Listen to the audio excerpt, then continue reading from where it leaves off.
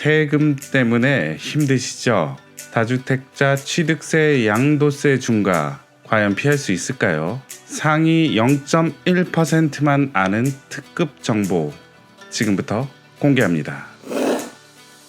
증거를 보여드릴게요. 구분 건물 일반 합병 후 일반 건물로 됐답니다. 구분 건물이 일반 건물로 됐다. 1세대 4주택을 취득할 경우 취득세가 4%, 또한 1세대 2주택자가 양도할 경우 양도세 10% 중과, 1세대 3주택 이상부터는 양도세 20% 중과를 맞게 됩니다.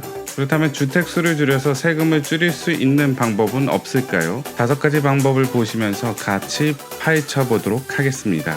그럼 시작해 볼까요?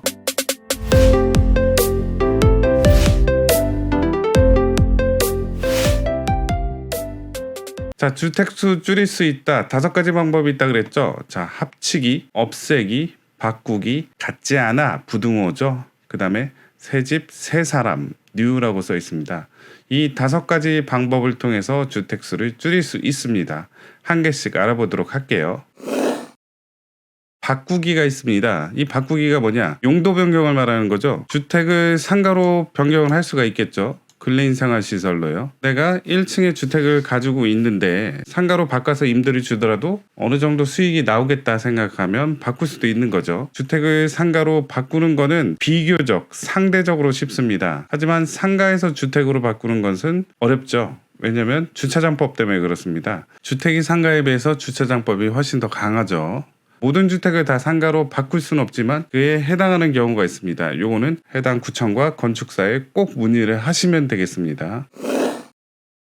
마이너스, 없애기가 있습니다. 가장 쉬운 방법이죠. 멸실입니다. 자, 멸실할 경우에서는 목적이 한 2가지 정도로 분명히 됩니다. 첫 번째로 흉가나 폐가, 쓸모없는 주택인데 멸실해도 별 영향이 없다라고 생각하면 푸시는 거고요. 두 번째로 신축을 위해서 멸실한다. 이런 경우가 있을 수 있겠죠. 자, 신축을 위한 멸실은 이따가 다시 서술하도록 하겠습니다. 주택을 2주택, 3주택 이상 가지고 있을 때 주택을 푸시게 되면 주택수가 줄게 되죠. 언제부터 주느냐? 자, 기존 주택이 있고요. 철거 전에 신고를 해야 되죠. 그 다음에 멸실 후 30일 이내 신고를 해야 됩니다. 그렇다면 멸실 신고를 하고 난 이후부터는 주택이 없어지는 거죠. 기존에 3주택이 있고 한 개 주택을 더 취득을 하려고 하는데 취득세 중과가 돼가지고 4%를 맞을 것 같다라고 생각하면 기존의 폐가나 흉가, 그런 좀 안 쓰는 쓸모없는 건물이 있을 때 철거를 하시는 것도 도움이 될 수 있습니다. 하지만 멸실을 하게 되면 뭔가 다른 문제점이 생기죠. 그게 뭐냐? 멸실을 하게 되면 비사업용 토지가 되고요. 비사업용 토지의 경우에 있어서는 양도세 10% 중과하게 됩니다. 그리고 멸실하게 되면 1주택자 비과세도 적용을 받지 못하게 되는 거죠. 자, 두 번째로 재산세가 있습니다. 재산세의 경우에 있어서는 기존의 주택으로 매겼을 때의 재산세랑 그 다음에 멸실을 하게 된 다음에 토지로 됐을 때 재산세를 비교해서 토지가 더 높을 수도 있어요. 그런 것도 한번 따져봐야 되겠죠.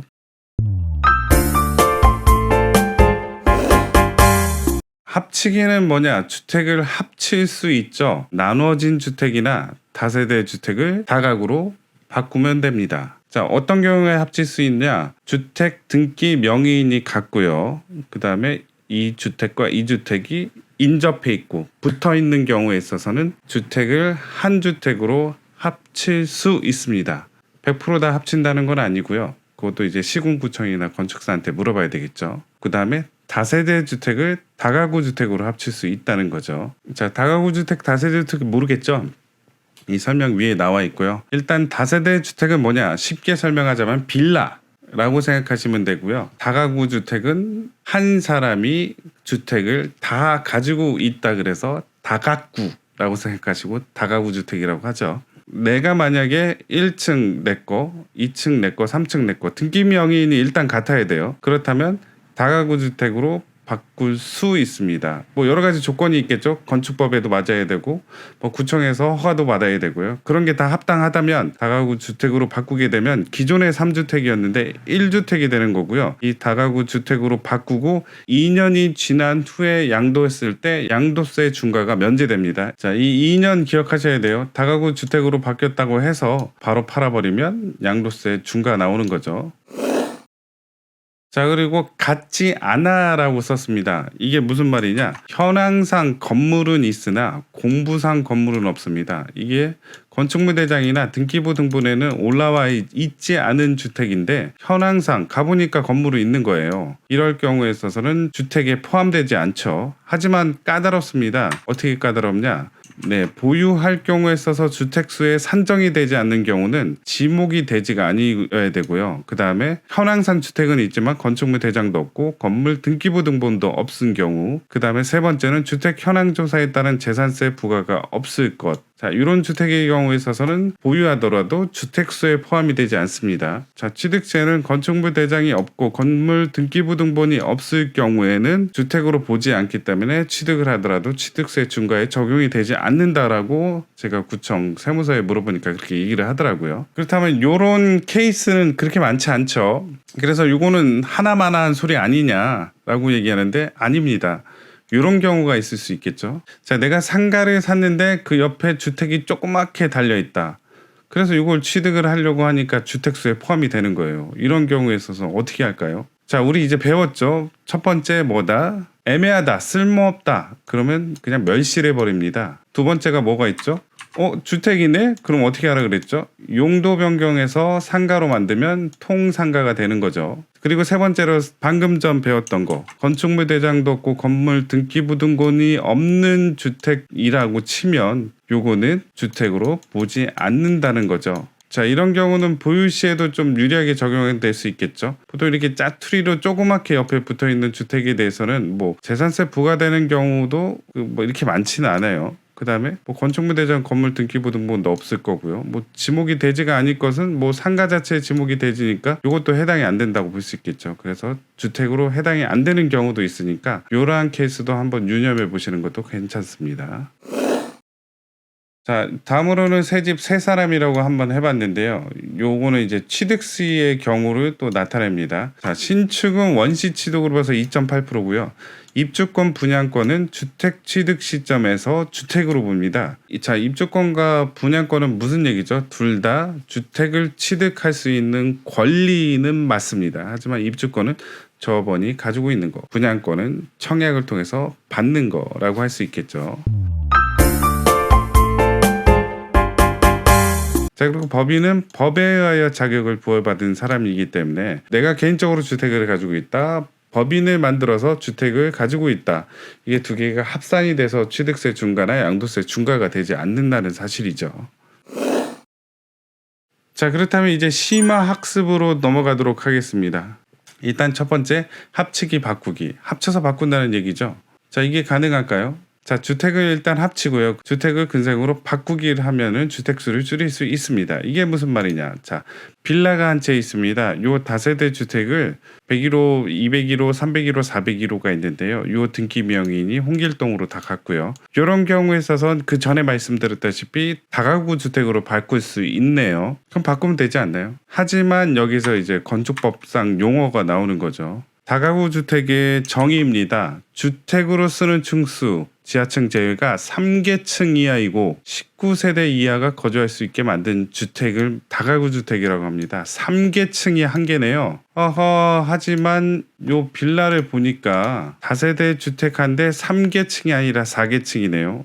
그러면 바꿀 수 없겠네요. 그래서 어떻게 하냐? 1층을 용도 변경해서 상가로 바꿉니다. 2, 3, 4층을 3계층이잖아요. 다가구 주택으로 바꾸게 되면 4층으로 된 다세대 빌라도 상가주택으로 바꿀 수 있습니다. 자, 이렇게 된다면 1세대 하나, 둘, 셋, 넷, 4주택이 1세대 1주택 플러스 상가를 가지고 있게 되는 거죠. 그럼 주택수가 4개에서 1개로 팍 줄어들게 됩니다. 소설 쓰고 있네. 이게 말이 되냐고요?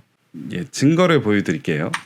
자, 등기 완료 통지서 나옵니다. 아래 등기 신청에 대하여 등기가 완료되었습니다. 등기 목적을 보시면 알 수 있죠. 구분 건물 일반 합병, 합병 후 일반 건물로 됐답니다. 구분 건물이 일반 건물로 됐다라는 얘기죠. 자, 요거에 대해서 등기부 등본 한번 볼게요.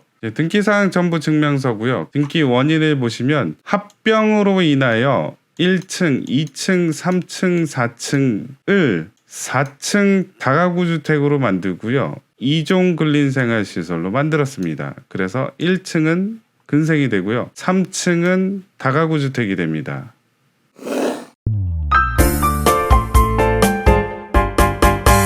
자, 두 번째가 전에 말씀드렸다시피 업세기 새집인데요. 자, 멸실을 하고 신축할 경우에 있어서 업세기랑 새집을 적용을 해야 된다는 거죠. 주택을 신축하게 되면 주택 그리고 철거 신고를 하죠. 멸실 신고한 다음부터는 주택으로 보지 않죠. 하지만 준공부터 등기까지는 신축에 대해서 원시 취득이 되니까 요 중간에 내가 주택을 사거나 팔게 되면 중과를 맞지 않는다는 사실이죠. 예를 한번 들어볼까요?